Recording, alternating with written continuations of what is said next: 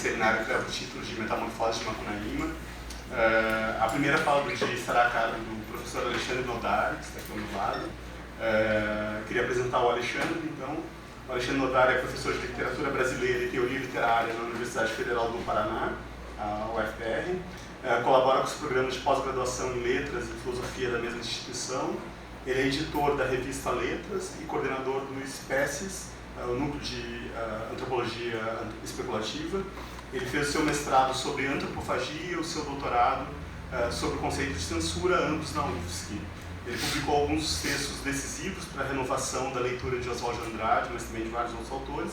Mas eu queria citar a respeito de Oswald de Andrade, A Única Lei do Mundo, que é um texto fundamental, já um clássico da bibliografia sobre antropofagia e sobre Oswald de Andrade recente. Ele é membro também do Conselho da Editora Cultura e Barbárie e foi, ao longo de anos, editor do panfleto político-cultural Sopro. Então, eu queria passar a palavra para o Alexandre. Obrigado, Eduardo, pelas palavras imerecidas e também pelo convite, junto com o Christian. O título da minha fala é uma frase do Macunaíma: os homens aqui eram máquinas e as máquinas aqui eram homens. O subtítulo é A Crítica Xamânico-Macunaímica da Objetivação.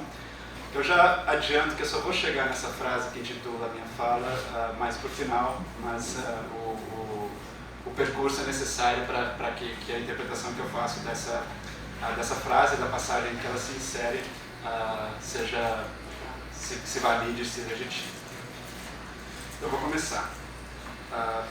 Os desdobramentos da antropologia americanista dos últimos 50 anos, num arco que vai das mitológicas de Lévi-Strauss à obra de Oliveira de Castro e suas derivações, aliados aos esforços de visualizar e visibilizar entre a cidade e o sertão as literaturas da floresta, para usar uma expressão da Lúcia Sá, além, evidentemente e principalmente, dos movimentos indígenas, estão possibilitando uma ampla revisão da nossa história literária, incluindo dois marcos modernistas, a antropofagia e Macunaíma, o que torna ambos ainda mais atuais.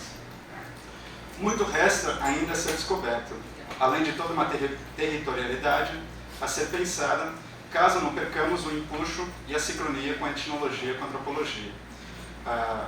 Territorialidade a partir do que Márcio Goldman tem chamado de relação afro-indígena, uma relação que ele pensa contra os clichês dominantes da miscigenação, da mestiçagem ou do sincretismo, em benefício de imagens oriundas dos nossos próprios campos empíricos de investigação. Relação afro-indígena que nos ajudaria a rever tanto uma, a antropofagia, quanto a outra, a Rapsódia de Mário. Na Rapsódia, tenha-se em mente, só para ficar no mais óbvio, o índio negro, né? Ou então o capítulo Macumba. Naquela, na antropofagia, pensemos na presença de elementos de origem africana, não só no Manifesto Antropófago, como em toda a obra oswaldiana, que contém reflexões sobre a segregação racial, desde Pau-Brasil até textos tardios que tentam sistematizar filosoficamente a antropofagia, né? Passando inclusive por discurso que o Oswald fez na Frente Negra Brasileira. Some-se a isso tudo a possibilidade da publicação mais sistematizada da correspondência de Mário também auxiliar na reavaliação da Rapsódia. Embora, a meu ver, as cartas também possam esconder muito do que estava em jogo, pelo figurino brasileiríssimo, para não dizer católico, demais que ele costumava adotar nas missivas, né? Figurino esse desmentido ou mitigado seguidamente por reflexões públicas e publicadas, nas quais Mário afirma que a nação ou a língua nacional não existe. O próprio posicionamento explícito que Mário adota nas cartas sobre a antropofagia, especialmente nas cartas ao Tristão, que é a posição de que não entendia a antropofagia e do que entendia discordava, essa posição deve ser tomada com todas as pinças e ser encarada mais como uma denegação. Pois, em certo sentido, os antropófagos tinham razão.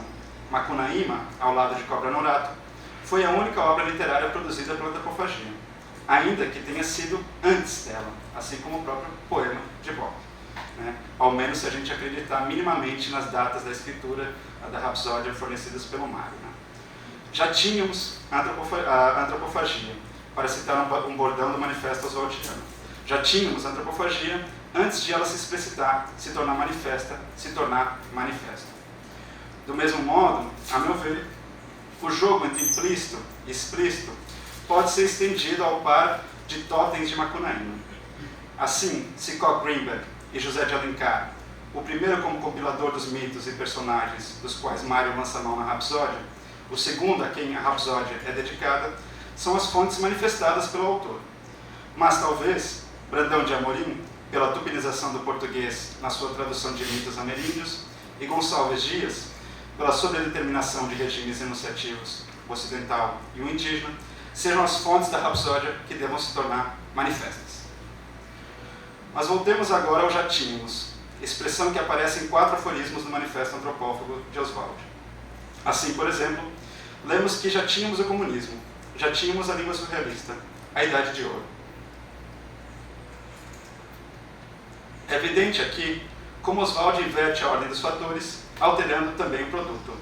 Não se trata mais só de ver nos povos tradicionais certa inspiração ou forma embrionária de formas políticas ou estéticas modernas, o comunismo primitivo, procedimentos surrealistas da linguagem, e sim de apontar a precedência crono e ontológica de tais formas em relação às suas derivações ocidentais, ou seja, a sua completude de nascença.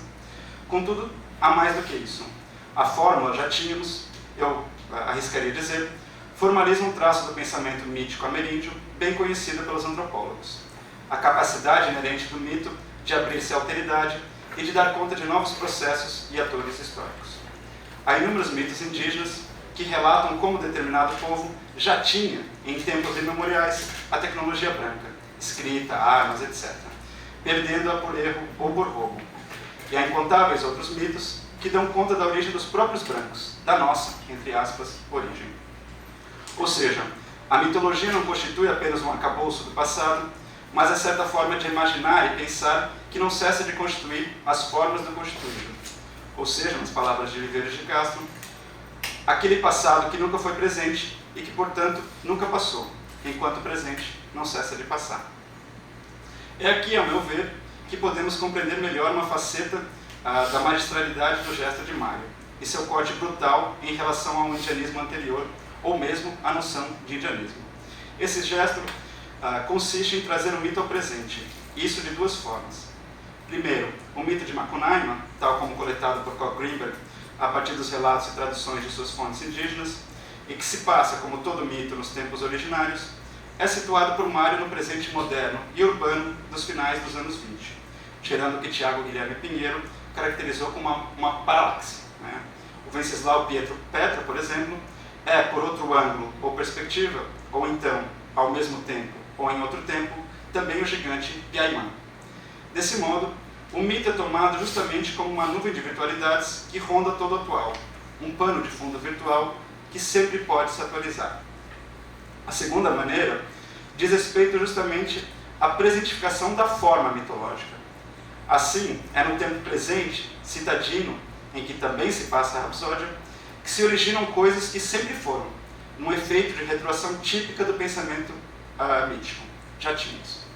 Por exemplo, Macunaíma relata, sempre incidentalmente, como se tratasse do devir lateral do mito de que fala Viveiros de Castro, a origem não só do chuvisco e do cometa, que se transformam de sujeitos, de pessoas, nos fenômenos ou elementos que são hoje, como também do jogo de truco ou de futebol. E como veremos mais para o final, a Rapsódia explica também a origem mito-cosmo-epistemológica da alienação capitalista, ou, mais em geral, da objetivação que está em sua base. A temporalidade paradoxal da Rapsódia se torna ainda mais explícita no seu epílogo, em que tomamos conhecimento da origem do relato que o Rapsodo transmite. Ali, o que parecia se situar no presente se revela como sobrevivência de um passado já morto, pois ficamos sabendo que o Rapsodo não faz senão imitar, papagaiar, aquilo que lhe conta a única testemunha dos feitos de Macunaíma e do povo e da língua extintos dos Tapanhumas, um papagaio. Ele também um imitador da fala alheia, da fala humana. Né? Isso é uma remissão a uma história famosa do papagaio do von Humboldt, né? Que o von Humboldt teria recebido uma viagem ao Orinoco e que falava uma língua morta. Uma passagem selecionada do epílogo que eu vou citar é essa aqui. Então o Rapsodo está andando na mata, na floresta, e houve um papagaio, chamou o papagaio, o papagaio veio pousar na cabeça do homem e os dois se acompanharam. Então o pássaro principiou falando numa fala mansa, muito nova, muito, que era canto e que era caxeri com mel de pau, que era boa e possuía a traição das frutas desconhecidas do mato. A tribo se acabara, a família virara sombras, a maloca ruíra minada pelas saúvas, e Macunaíma subira para o céu. Porém ficara o Aruaí do séquito daqueles tempos de dantes em que o herói fora o grande Macunaíma imperador. E só o papagaio no silêncio do Arariquera preservava do esquecimento os casos e a fala desaparecida. Só o papagaio conservava no silêncio as frases e os feitos do herói. Tudo ele contou para o homem e depois abriu asa rumo de Lisboa. E o homem sou eu, minha gente. E eu fiquei para vos contar a história. A questão que fica é: como pode o Rapsodo ter entendido a língua dos Tapanhumas, uma língua morta? Como essa fala desaparecida se revelou fala nova e boa, numa referência ao Nhengatu, né, ao nome da língua geral, que significa boa fala, fala bonita? Como pode o Rapsodo ter traduzido o intradutível, o canto que possui a traição das frutas desconhecidas do mato? Aqui é importante a gente atentar para um jogo de inversões. Primeira inversão. Inversão da direção do movimento.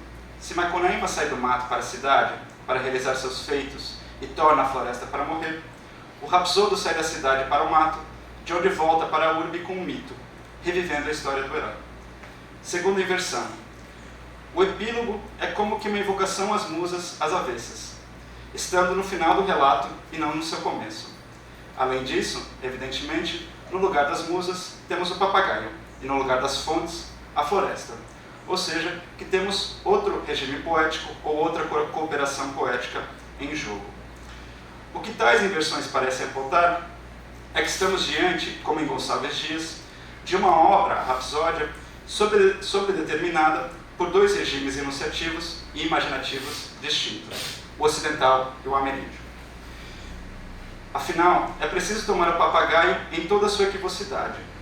Se para nós a imitação ornitológica aparece como mera repetição, de forma negativa, para certas tradições indígenas, o japim, por exemplo, é louvado justamente por isso, e tomado como modelo da atividade xamânica, que desconhece a nossa noção de autoria ou de criação a partir do nada. Assim, se por um lado é comum tanto entre povos indígenas quanto na tradição ocidental que os cantos dos pássaros sirvam de paradigma ou fonte, seja da linguagem humana, seja de sua música ou poesia, por outro lado, a concepção indígena parece distinguir da nossa, pois os pássaros mais dignos de nota não são pela originalidade ou beleza de seu canto, e sim aqueles pássaros que reproduzem cantos ou sons alheios, isto é, que escutam as falas dos outros e as imitam, tornando-as, poderíamos dizer, fala nova e boa, como fazem os xamãs ao imitar palavras alheias no regime enunciativo polifônico e de embutimento citacional que caracterizam seus cantos. E não será isso que o Rapsodo faz? Se o xamã é considerado, segundo um lugar comum difundido na Amazônia, um rádio, ou como eu prefiro dizer, um walkie-talkie, não seria também o Rapsodo um rádio ou um walkie-talkie que cita múltiplos discursos e imita múltiplas discursividades? É o próprio Mário que parece afirmar algo do gênero numa carta aberta a Raimundo Moraes, que foi publicada em forma de crônica no Diário Nacional em 20 de setembro de 31. Nessa carta, Mário realiza um gesto em que afirma a sobredeterminação da Rapsódia, pois, além de enumerar as cópias, passarem a resposta dele ao Raimundo Moraes. Copiei sim, meu querido defensor. O que me espanta, e acho sublime de bondade, é os maldizentes se esquecerem de tudo quanto sabem, restringindo a minha cópia a Koch Greenberg, quando copiei todos. E até o senhor na cena da boiuna. Confesso que copiei às vezes até textualmente. Quer saber mesmo? Não só copiei os etnógrafos e os textos ameríndios, mas ainda na carta para as encaminhadas, os frases inteiras de Rui Barbosa, de Mário Barreto, dos cronistas portugueses coloniais. Devastei a tão preciosa consolene língua dos colaboradores da revista de língua portuguesa. Isso era inevitável, pois que o meu, isto é, o herói de Koch Greenberg, estava com pretensões a escrever um português de lei. O senhor poderá me contradizer, afirmando que no estudo etnográfico do alemão, Macunaíma jamais teria pretensões a escrever um português de lei. Concordo, mas nem isso é invenção minha, pois que é uma pretensão copiada de 99% dos brasileiros alfabetizados. Enfim, sou obrigado a confessar de uma vez por todas, eu copiei o Brasil, ao menos naquela parte em que me interessava satirizar o Brasil por meio dele mesmo. Mas nem a ideia de satirizar é minha, pois já vem desde Gregório de Matos, puxa vida. Só me resta, pois, o acaso dos Cabrais, que por terem improvável acaso descoberto em provável primeiro lugar o Brasil pertence a Portugal. Meu nome está na capa de Macunaíma e ninguém poderá tirar.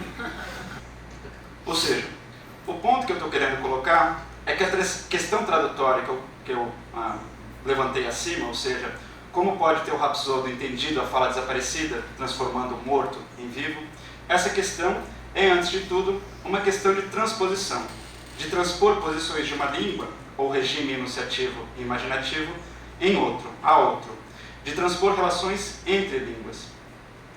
Aqui, um contraste com a tradução total de Rothenberg pode elucidar onde eu quero chegar. Eu me refiro aqui, especificamente, à tradução total das Horse Songs, das canções cavalos, de Frank Mitchell. A crítica mais comum e altamente sedutora de ser feita a um primeiro contato com essas traduções do Rothenberg é apontar a sua incompreensibilidade referencial semântica, que se perde na bela, embora confusa, massa sonora que beira a La Langue, de que falava Lacan. Contudo, isso parte do princípio de que Rothenberg estava traduzindo a fala do cantor e não a escuta dele mesmo, do Rothenberg. Ou seja, essa crítica parte do lugar, da ideia de que o Rothenberg estava traduzindo um lugar de fala, de um eu, e não um lugar de escuta, de um tu ou de um ele. Mas Rothenberg traduz não a partir da posição do enunciador nativo e nem mesmo da posição do auditório ou ouvinte nativo, mas sim a partir da posição do ouvinte estrangeiro. Rothenberg não omite a própria posição de estrangeiro, o próprio lugar de escuta. Antes, ele busca traduzir essa estrangeiridade para a própria língua. Ele transpõe esse lugar de escuta estrangeiro para o inglês, para a sua língua nativa. Não se trata de reproduzir um lugar de fala, ou mesmo de escuta do outro, mas de transpor um lugar de escuta, o seu próprio lugar de escuta numa língua estrangeira, para dentro da sua língua nativa.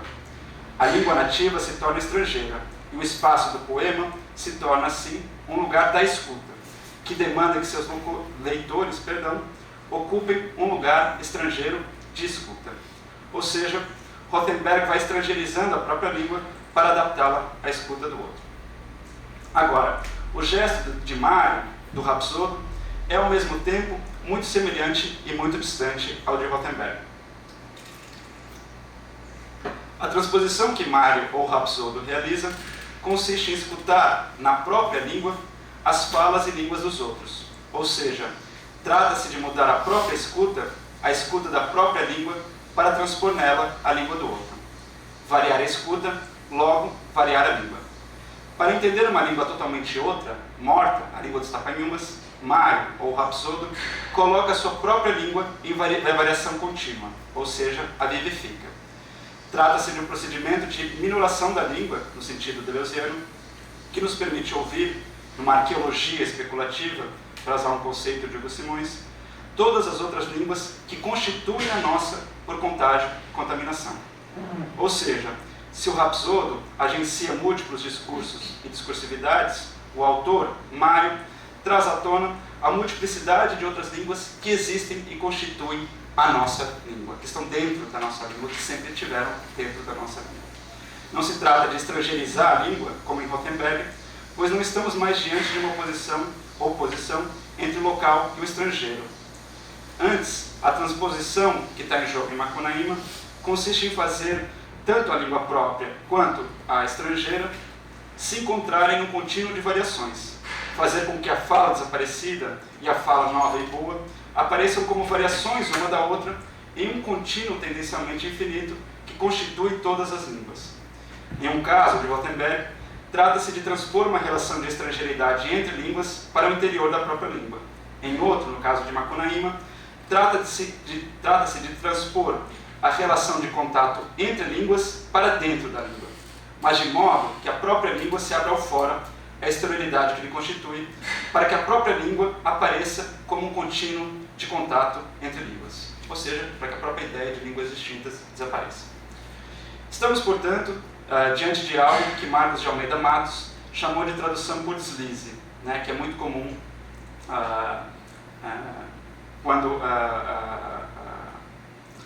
quando indígenas que falam línguas aparentadas, mas ainda assim não totalmente inteligíveis, se encontram, né? Ao invés de transposição entre códigos, o que ocorre nesses encontros são torções semânticas e fonológicas que vão fazendo a língua variar até encontrar a outra.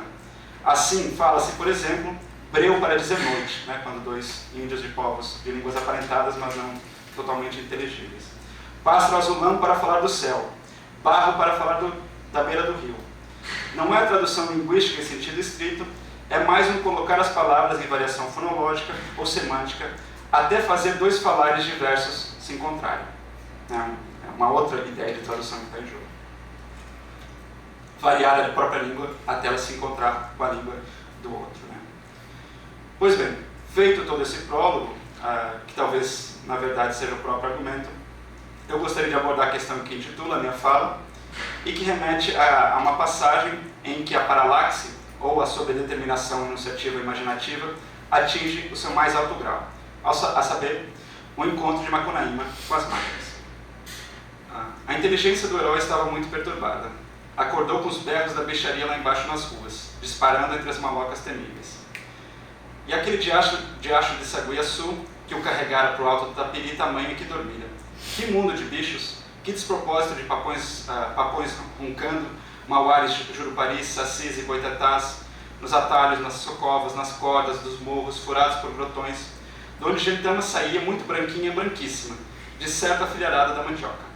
A inteligência do herói estava muito perturbada. As cunhãs rindo tinham ensinado para ele que o Saguiaçu não era sagui não, chamava elevador e era uma máquina. De manhãzinha, ensinaram que todos aqueles piados, berros, cuqueadas, sopros, roncos, esturros, não eram nada disso não. Eram mais claxons, campainhas, apitos, buzinas, e tudo era máquina. Os tamanduás, boitatás, as inajás, de curuatás, de fumo, em vez eram caminhões, bondes, autobondes, anúncios luminosos, relógios, faróis, rádios, motocicletas, telefones, gorjetas, postes, chaminés. Eram máquinas e tudo na cidade era só máquina. O herói aprendendo calado. De vez em quando estremecia. Voltava a ficar imóvel, escutando, assuntando, maquinando numa cisma assombrada. Tomou um respeito cheio de inveja por essa deusa de deveras forçuda, Tupã famanado, que os filhos da mandioca chamavam de máquina, mais cantadeira que a mãe d'água em bulhas de Sarapantá. Eu acho que eu pulei uma parte, né? As onças pardas não eram onças pardas, se chamavam Fords, Hubmobiles, Chevrolets, Dodges, Marmons e eram máquinas. Isso, né? Então resolveu ir brincar com a máquina para ser também imperador dos filhos da mandioca. Mas as três cunhãs deram muitas risadas e falaram que isso de deuses era gorda mentira antiga, que não tinha Deus não, e que com a máquina ninguém não brinca porque ela mata. A máquina não era Deus não, nem possuía os distintivos femininos de que o herói gostava tanto. Era feita pelos homens. Se mexia com eletricidade, com fogo, com água, com vento, com fumo, os homens aproveitando as forças da natureza. Porém, Jacaré acreditou, nem o herói. Macunaíma passou então uma semana sem comer nem brincar, só maquinando nas brigas sem vitória dos filhos da mandioca com a máquina. A máquina era que matava os homens, porém os homens é que mandavam na máquina. Constatou pasmo que os filhos da mandioca eram donos sem mistério e sem força da máquina, sem mistério, sem querer, sem fastio, incapaz de explicar as infelicidades por si. Estava nostálgico assim. Até que uma noite, suspenso no terraço do arranha-céu, com os manos, Macunaíma concluiu: os filhos da mandioca não ganham da máquina, nem ela ganha deles nessa luta. Há empate. Não concluiu mais nada, porque ainda não estava acostumado com discursos. Porém, palpitava para ele muito embrulhadamente que a máquina devia de ser um deus, de que os homens não eram verdadeiramente donos, só porque não tinham feito dela uma iara explicável, mas apenas uma realidade do mundo. A máquina devia de ser um deus, de que os homens não eram verdadeiramente donos, só porque não tinham feito dela uma iara explicável, mas apenas uma realidade do mundo. De toda essa embrulhada, o pensamento dele sacou bem clarinho uma luz. Os homens aqui eram máquinas e as máquinas aqui eram homens. Macunaíma deu uma grande gargalhada. Percebeu que estava livre outra vez e teve uma satisfa mãe. Essa passagem realiza uma espécie de volta. Se as máquinas primeiro aparecem como bichos, ou seja, se a cidade primeiro é lida sob a ótica da floresta, num pensamento mítico, num segundo momento, essa visão é desmistificada pelos brancos e as máquinas se revelam como tais, para que ao fim, no terceiro momento, na tomada de consciência de Macunaíma, a desmistificação seja lida na chave do pensamento da floresta, fazendo com que o socialismo de que Mário era simpatizante e a forma xamânico-mítica se encontrem numa crítica radical à objetivação do mundo.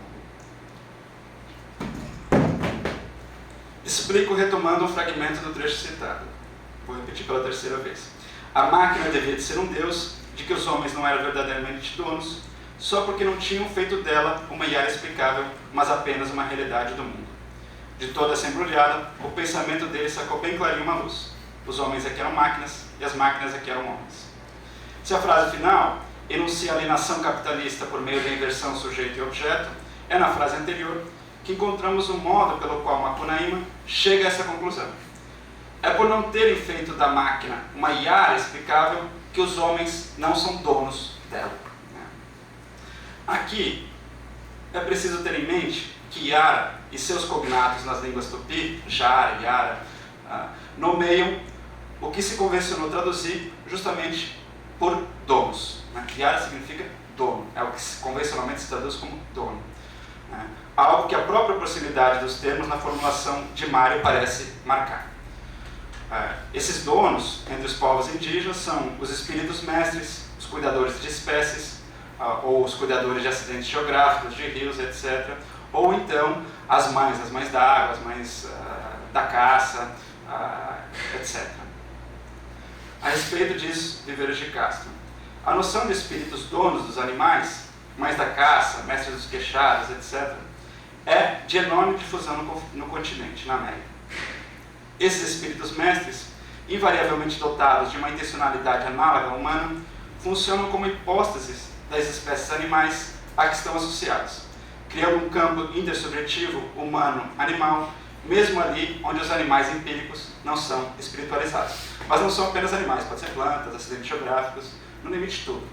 Tudo pode ser iarizado, ou seja, hipostasiado numa subjetividade, segundo o pensamento xamânico-mítico.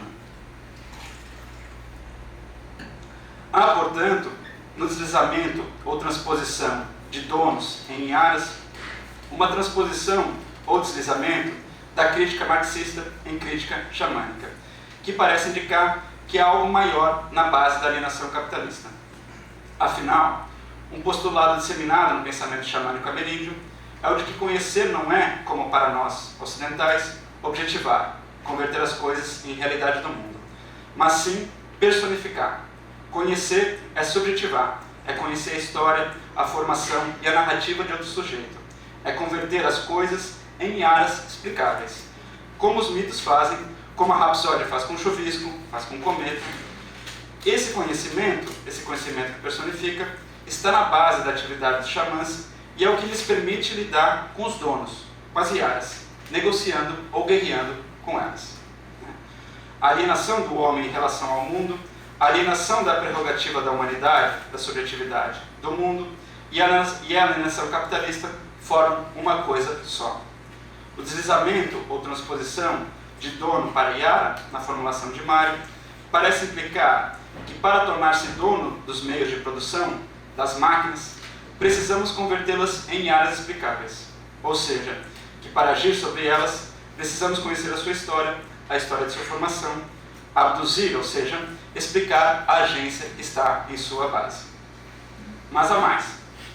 O deslizamento ou transposição de dono para iara parece implicar também que para nos tornarmos donos dos meios de produção, das máquinas, precisamos convertê-las em iaras explicáveis em outro sentido, a saber, que precisamos modificar a própria concepção que temos de donos, a própria relação entre homem e mundo, entre homem e coisas do mundo. Precisamos convertê-la em uma relação não mais entre sujeito e objeto, realidade, res, mas em uma relação entre sujeitos. A tomada de consciência do homem é a tomada de consciência do mundo. A desalienação do homem é a desalienação do mundo. A libertação é a desmistificação da desmistificação. Percebeu que estava livre outra vez. É evidente, é escusado dizer, que a crítica ao capitalismo na Rapsódia não se fundamenta no trabalho, mas no ócio. Né? Ai, que preguiça. Fazendo com que ela se insira em uma linhagem que vai do direito à preguiça de Lafargue à defesa oswaldiana do ócio, chegando finalmente na noção de sociedade de afluência de Marshall Sahlins. Por fim, a rigor, poderíamos dizer que a própria Rapsódia é uma Iara explicável. O que quer dizer que ela não só personifica e ariza para explicar fenômenos naturais, jogos, truco, cometa, etc. Logo, ela não só faz isso, como também ela mesma, a própria Rapsódia, é a conversão pela forma mitológica do Brasil numa Iara explicável, pela qual é possível uma tomada de consciência do Brasil. Que área explicável é essa? É um índio negro, brasileiro e venezuelano, entre a cidade e o mato, a fala mansa e português de lei, sem características ou moral. Não se trata, porém, de uma hipótese da nação na instituição ou no líder, mas antes do contrário, pois Macunaíma já está morto. Esse dado é essencial. Talvez esse seja um bom ponto ou mito de partida. O Brasil morreu, ou melhor, o Brasil nasceu morto. Está morto desde as suas origens. É originariamente morto. O Brasil não existe, o maior não existe. O que existe é uma multiplicidade de povos, de outros povos, de línguas, de outras línguas, em variação contínua, uns com os outros, umas com as outras. Esse mito, ao meu ver, é mais atual do que nunca. É um mito a partir do qual é possível fazer e escrever toda uma outra história, muitas outras histórias. É dele, eu acho, que devemos tomar consciência. Obrigado. Bom, eu queria agradecer pela belíssima conferência que o Alexandre deu. Queria abrir agora para as questões. As máquinas estão agindo. Olá. Queria abrir para as questões então, da plateia. Então, são duas coisas assim que, se você puder ou quiser comentar. A primeira bom, não são ainda as questões, mas um pouco nessa coisa que você falou da tradução, como uma variação da própria língua, e usou o exemplo de Noite Breu e deu alguns outros. É só uma lembrança minha, no Nordeste, a Cunhã, né? E ela virou uma espécie de mulher de caráter duvidoso. É um uso muito interessante que se dá a Cunhã. Fulano é uma Cunhã. Né? Eu acho muito engraçado essa derivação que o Cunhã ganhou. Às vezes ela é adúltera, às vezes ela é intrometida, às vezes ela é uma mulher que se pinta muito. Fulana se veste igual uma Cunhã. Né? Então, isso agora me veio. Nunca tinha me dado conta dessa história assim. Né? Fulano tá igual uma Cunhã. Tu vai aonde assim vestida que nem uma Cunhã? E eu achei engraçada essa variação que se dá. Depois, assim, só fiquei pensando se você investigou a questão da Iara com a Uiara e com a outra derivação que tem, que é a Oiara. Né?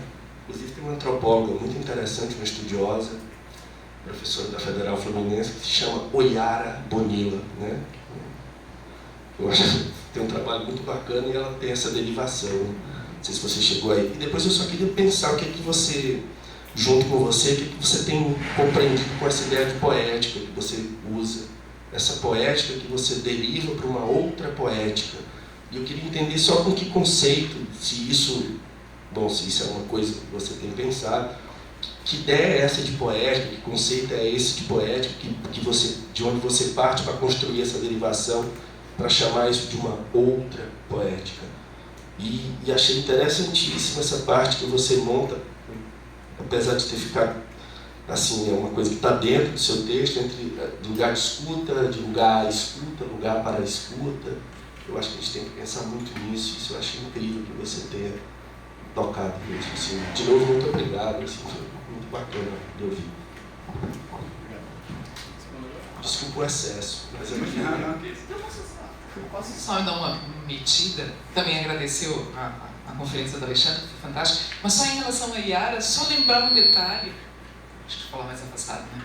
Só lembrar um detalhe que no final é uma Yara que atrai o Macunaíma para dentro do rio, né? Que aí ele vai ser estraçalhado pelas piranhas, etc. e tal, e depois disso que ele acaba decidindo virar estrela, ou seja, né? Finalmente morrer, né? Então, só para também acrescentar que é uma personagem que volta no final e ela é definitiva para isso. Pronto, é isso.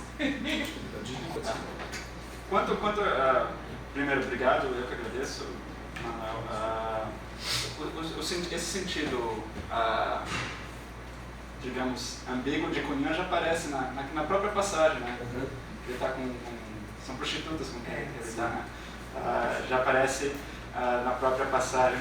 Quanto a Yara, eu acho que todos esses termos são derivações dessa raiz que indica...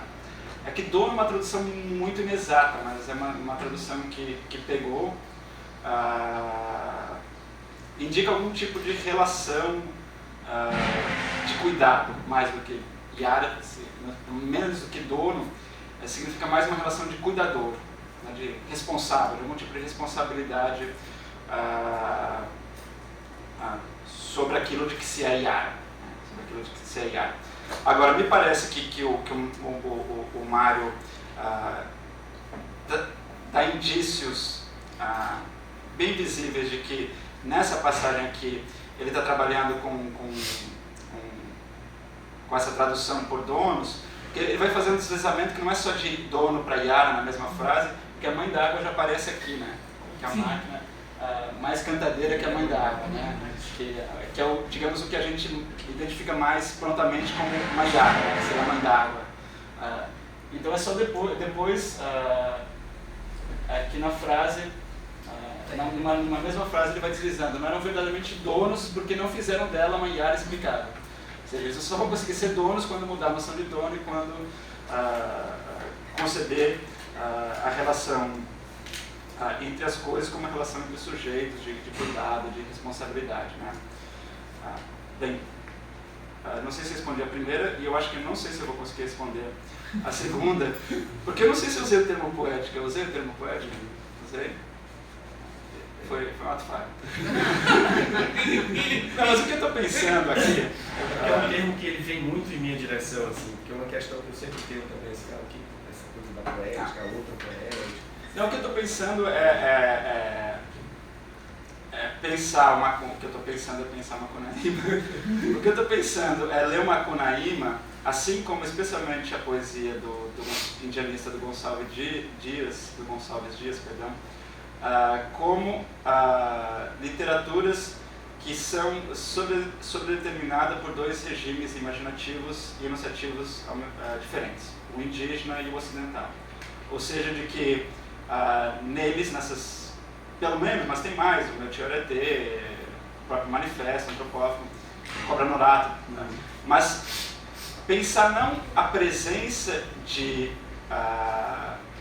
elementos indígenas nessas obras, o que já foi feito pela Lúcia Sá no caso do Gonçalves Dias, pela Lúcia Sá no caso do Macunaíma, mas pensar como a própria forma pode ser lida de duas maneiras diferentes ao mesmo tempo, né? A ocidental e a, entre aspas, todas as aspas, indígena, ou seja, de que você tem duas chaves de leitura que não se excluem, né? Mas não formam, não se fundem também numa miscigenação de formas. Você tem as duas formas operando, dois regimes enunciativos e imaginativos ao mesmo tempo, né? Talvez o termo poética tenha aparecido, mas eu estava pensando mais em regimes enunciativos e imaginativos, né? Como as duas coisas estão ali ao mesmo tempo, paradoxalmente, sem se fundirem, né? Você pode ler, vamos ficar no Macunaíma, você pode ler tanto de uma maneira quanto de outra, sem que... É a ideia de sobredeterminação do Freud, né? Mas é isso, mas poética foi um termo meio solto, né? Também queria agradecer sua conferência.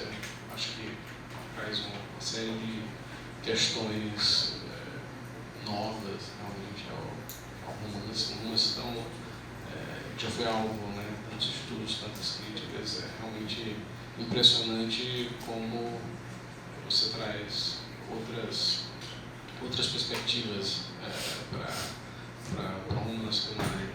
E eu queria, na verdade, você acabou de reiterar também essa questão da coexistência, da tensão, muitas vezes, entre o registro ocidental e indígena. Queria que se você pudesse retomar uma ideia que no início da sua fala você trouxe, que é a questão do afro-indígena, acho que o Márcio Goldman, né? E que me parece está muito presente também no Macunaíma. Enfim, essa questão do mato virgem sendo esse lugar que também que existe no imaginário mario-douradinho, que é afro-indígena por excelência, né? Que tem mucambos, que tem rendeiras do Nordeste, né? Que tem, enfim.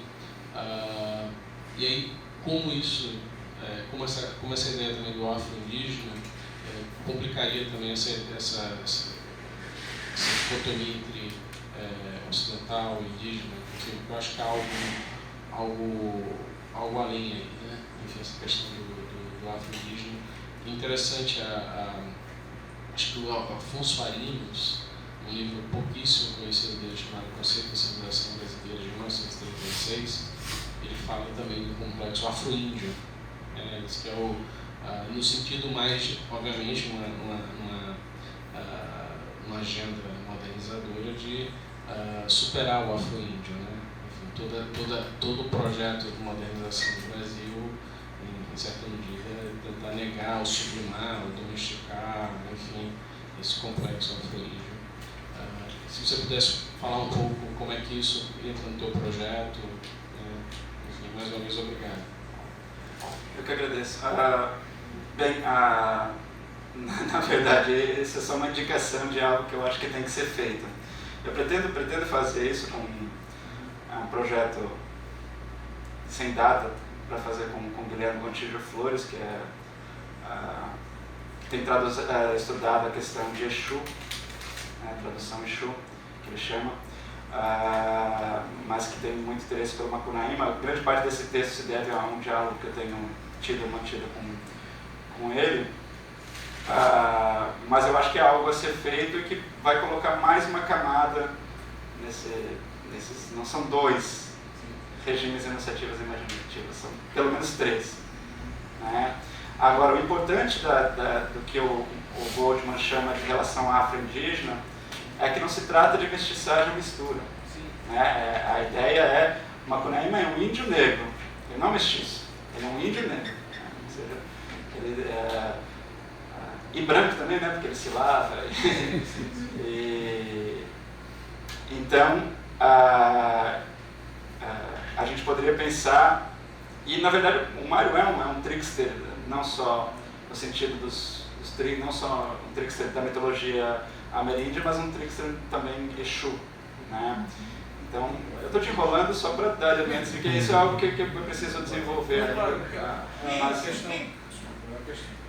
A questão da mestiçagem, obviamente, né, sobretudo no pensamento social brasileiro, é uma outra palavra para o devir ocidental, né, para o devir branco. Obviamente não se aplica aí, né? Não se trata, enfim, o afro-índio realmente não seria um mestiço. Né? Eu acho que o ponto era mais tentar mostrar como tem muita coisa ainda a ser repensada do Macunaíma, mas também da própria antropofagia, a partir dessa chave, né? A partir dessa chave da relação afro-indígena, e não puramente indígena. E só desculpa, seu chato da palestra, o louco da palestra, cara, monopolizar, desculpa, não sou assim.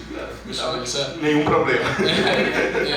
Porque também tem na imaginação geopolítica do Mário, que acho que é uma coisa que pode, de repente, te ajudar também no que você está fazendo, também essa coisa das culturas solares, né?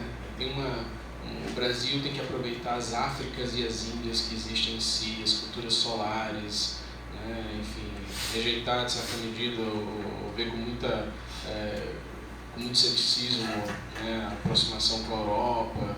Tem uma coisa também de um cosmopolitismo do Sul, né, uma coisa subalterna. É muito interessante isso no Mário, né, e que eu acho que também a própria ideia de um herói nacional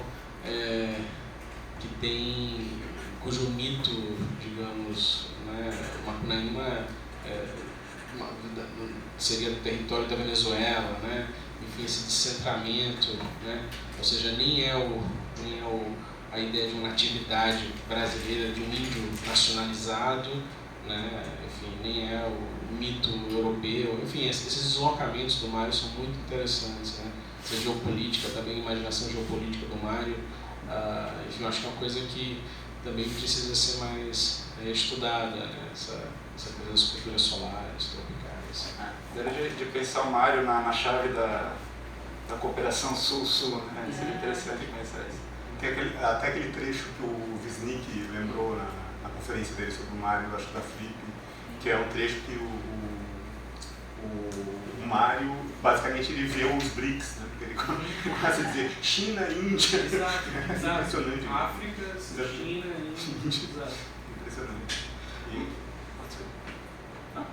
Não, só ia lembrar uma coisa que agora você é o louco da mediação. Só tem louco. O Brasil enlouqueceu. Acho que a gente tem que assumir de uma vez por todas. Não, porque você falou, né, que essa questão dessa junção, dessa combinação afro-indígena é um dado que não está só no Macunaíma, mas permanece na trajetória da antropofagia. E eu estava pensando numa questão que é importante para você e para mim também, que é do Mussangular, né? Que a gente ficou debatendo isso ontem, buscas paralelas aí, que é esse conceito que o Raul Bock tem, e que é um conceito que parece ser indígena, mas ao mesmo tempo o nome é obviamente africano. Né? Então, mas você consegue também voltar para possíveis etimologias indígenas que coincidem com etimologias africanas. Ou seja, você vai para o Puçanga, você vai para o Mussangula e você vai chegando ao mesmo ponto. Eu acho que isso esse caminho de convergência estranha, que é uma convergência que não converge, no final a coisa permanece em tensão, isso é interessante. Né? E eu estava pensando que, em alguma medida, o próprio Macuncoso, né, o Onceiro lançado lá do Rosa, no meu HT, eu estava pensando até o nome, né? Ou seja, Macunaíma, Macuncoso, tem esse Macu inicial. Fico pensando até se isso não é proposital, se não está ali se escrevendo. Não, já louquei bastante. Eu inclusive comentado do Mussangular, que por muito tempo eu fiquei na obsessão de descobrir se era indígena ou negro. E a questão não passa por aí. Pode derivar tanto de poçanga, né, quanto de miçanga, né? Colar de contas que serve para fazer feitiço também. E tem Mussangula também, que é uma árvore que isso, também pode servir de poção. Ou seja, acaba juntando. Tem uma falsa etimologia no próprio puçanga também, a gente pode juntar com poção, que não tem nada a ver, mas abre uma luz, assim, eu acho que dá um outro horizonte para isso, para ler. Uma série de obras, na verdade. Não, o que é interessante é isso, que não é algo isolado, ou seja, tem um complexo ali de textos e de disposições artísticas, mas não só artísticas, políticas, que está sendo montado, né? Um esforço comum, meio estranho, o salto no tempo.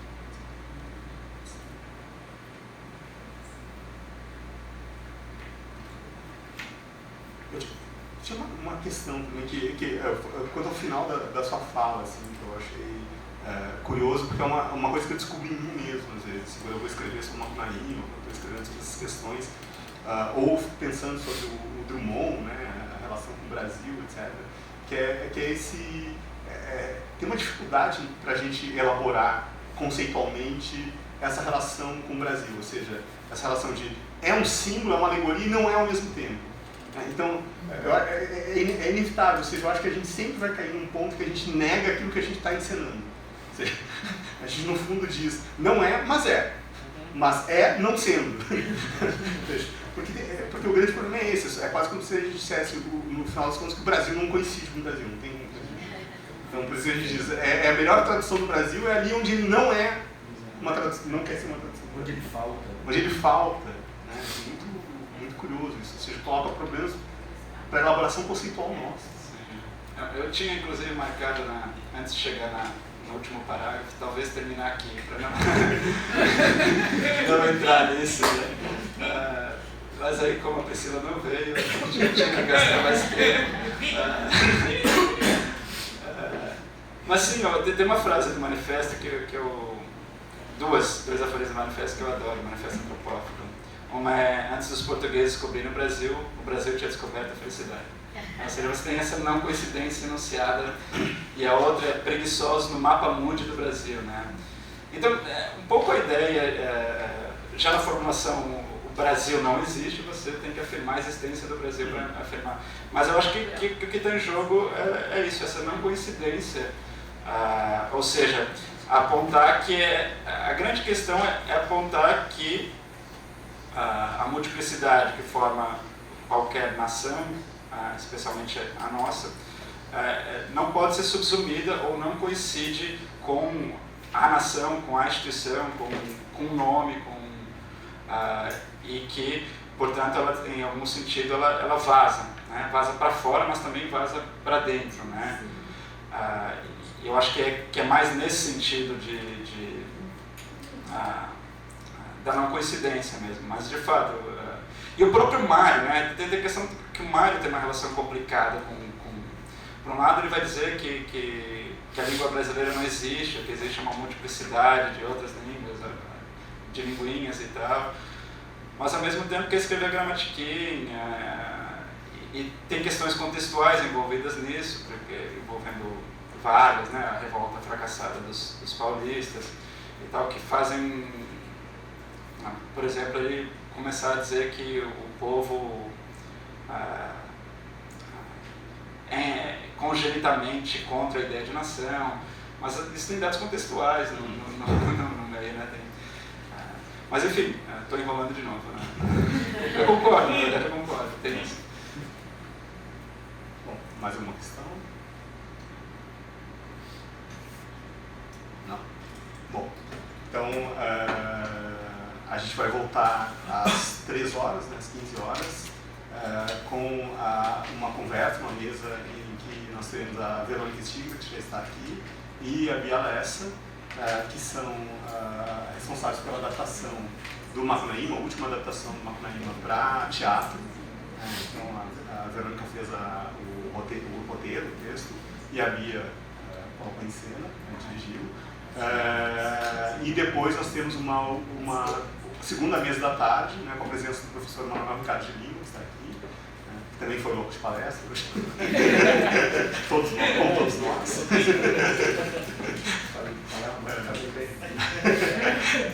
E a gente está intercambiando posições, revezamento. E a presença do Jair Esbel também deve estar chegando por agora, né, que é artista plástico indígena, que vem apresentar seus trabalhos aqui também. Então, essa é a programação da tarde. Então, começamos às 15, mesas às 15 e mesas às 17.